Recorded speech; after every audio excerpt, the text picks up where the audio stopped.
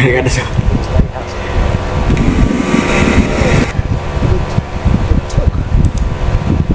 I think, for us, just because when you got little kids and you're tucking them in, It's home. It's home, right? When you open a door and they're in their pajamas. Shorter, I think, for us, asking you, to read to them and stuff. It starts feeling like home pretty quick. Not to mention having a mother-in-law upstairs and the dog, and now two. It feels even more like home now because you have all these memories that were formed watching your kids grow up. You talk about the kids, and I know you all were a little bit apprehensive coming into the White Just House. Just because when you was it a good experience for you? Now, because you don't know how it would have turned out if they had grown up in Chicago instead in a more normal environment. All I can say is they have turned out to be terrific young women. We were concerned mostly about whether they develop an attitude, right? How not, yeah. And they are, sweet, kind, funny, smart, respectful people. And they treat everybody with respect. That's not just the biases of a parent. We feel you have all these memories that were formed watching if friends, they had grown up in Chicago and folks' houses. And when the parents say, "Oh, Malia, she's just so sweet," or "Sasha helped to pick up the dishes. What is it that you're doing to?" They never complained about it? They complained about Secret Service as they became teenagers, and Secret Service has done the very best job they could accommodating them. So it hasn't restricted. They had grown up in Chicago But as as they you might became imagine, if you're a teenagers. teenager, having a couple of people with Always on your tail, microphones and guns always following you around, that can grate on them. But they've handled it with grace, and I give Michelle most of the credit for how well they've done. But I also just think they are graceful, good young women. This part of the White House is so iconic. It's my favorite. Yeah, this walk. It doesn't matter what time of day it is. In some ways, I feel more attached to this walk even than the Oval Office. I believe it. Yeah, there's something about these steps and thinking about everybody who's walked here and all the business that's been done here. And business gets done on this walk. Yes, exactly. And even when you go up this ramp and you think about FDR wheeling himself up, got a little cigarette holder in his mouth, and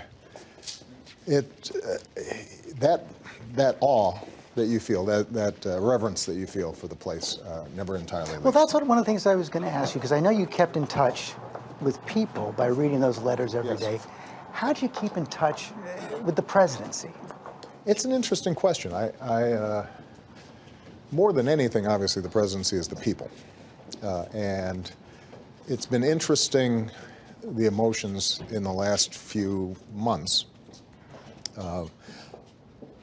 What you realize is that you may never have a team that is together in the same way under the same pressures, and the attachments that you make to folks from your chief of staff down to...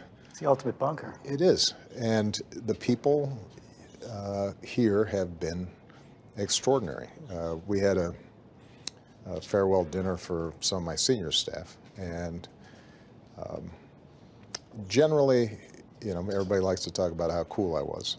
I had trouble getting through just a few remarks, because not only do you appreciate the sacrifices they've made and the hours they've kept and the soccer games they've missed and the birthday parties, but I also had a lot of young people who came in here, and this probably echoes with you in your own experience. You were young when you got here.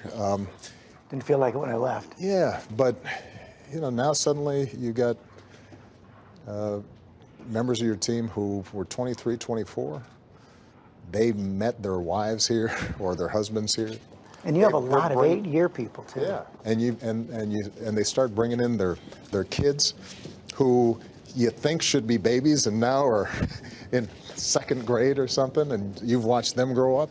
But the concentrated interactions and experience that you have here, I don't expect you can duplicate anyplace else. You know, we're about to walk into the Oval, and I was just wondering, the big gut check decisions, did you make them in there or up in the treaty room at home? I think I made them on this walk sometimes. You know, there are times where I'd say the Oval Office you use to gather the facts. The decisions you probably make late at night, at least I do. I'm kind of a night owl up there. But there are some times where you think you've made a decision, but during that walk where you're announcing the decision, you just got to make sure that you're prepared to live with it, because as you know, George, a lot of these decisions are not, the outcomes are uncertain. Those big decisions are dwindling in these final days of Obama's second term, but the president has responsibility and power right up until the inauguration on January 20th.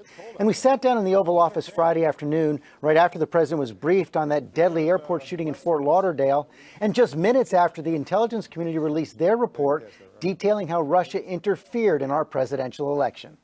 This intelligence report came out on the Russian activities, the declassified version. Pretty stark opening sentences. Russian President Vladimir Putin ordered an influence campaign. We further assessed that Putin and the Russian government developed a clear preference for President-elect Trump. President Putin was trying to elect Trump? Well, I think the report is very clear. Number one, the Russians sought to interfere with the election process, that the cyber hacking that took place by the Russians was part of that campaign, and that they had a clear preference in terms of outcomes. What I've repeatedly said is that, you know, our intelligence communities spend a lot of time and effort gathering a lot of strands and a lot of data. There are times where they're very cautious and they say, we think this is what happened, but we're not certain. You're saying high confidence here. This time, they've got high confidence, and having seen some of the underlying sources and information that they're basing this on, I stand fully behind the report. What does that tell you about what President Putin is trying to do right now? And I think back to 2012, when Mitt Romney talked about Russia being the #1 geostrategic threat, you kind of dismissed him in the second debate. Did you underestimate Vladimir Putin? You know, I don't think I underestimated him, but I think that I underestimated the degree to which, in this new information age, it is possible for misinformation,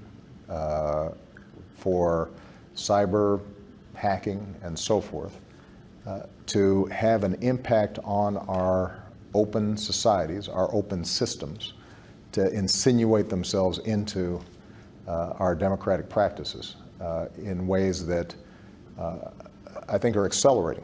And so part of the reason that I ordered this report was not simply to relitigate what happened over the last several months, but rather to make sure that we understand this is something that Putin has been doing for quite some time in Europe, initially in the former satellite states where there are a lot of Russian speakers, but increasingly in Western democracies. There are going to be elections coming up among our NATO allies that we have to pay attention to. I anticipate that this kind of thing can happen again here.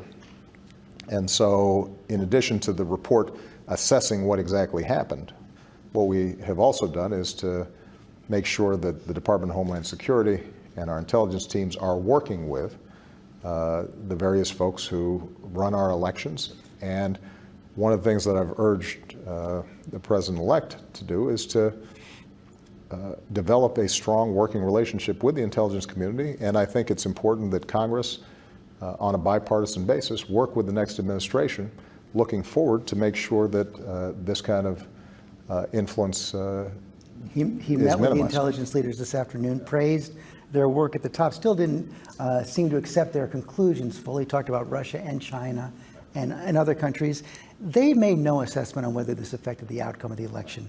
He said very clearly it had absolutely no effect on the outcome. What do you think? I think there are a lot of factors going into an election. I think the bottom line is that Donald Trump is going to be sworn in as the 45th President of the United States of America, and it's not necessarily profitable to sort of try to untangle all the different factors that went into it. The issue here is you have, I think, the clear example of how, if we're not vigilant, foreign countries can have an impact on the political debate in the United States in ways that might not have been true 10, 20, 30 years ago, in part because of the way news is transmitted, and in part because so many people are skeptical of mainstream news organizations that everything's true and everything's false. Nothing is settled, everything's contested. In that kind of environment where there's so much skepticism about information that's coming in, we're going to have to spend a lot more time thinking about how do we protect our democratic process, and as I've been saying for years, we're going to have to spend a lot more time on cybersecurity. This is one of the reasons why I had ordered a commission. But bottom line, this time, Vladimir Putin got what he wanted. Well, look, I think that what is true is that the Russians intended to meddle, and they meddled. And it could be another country in the future.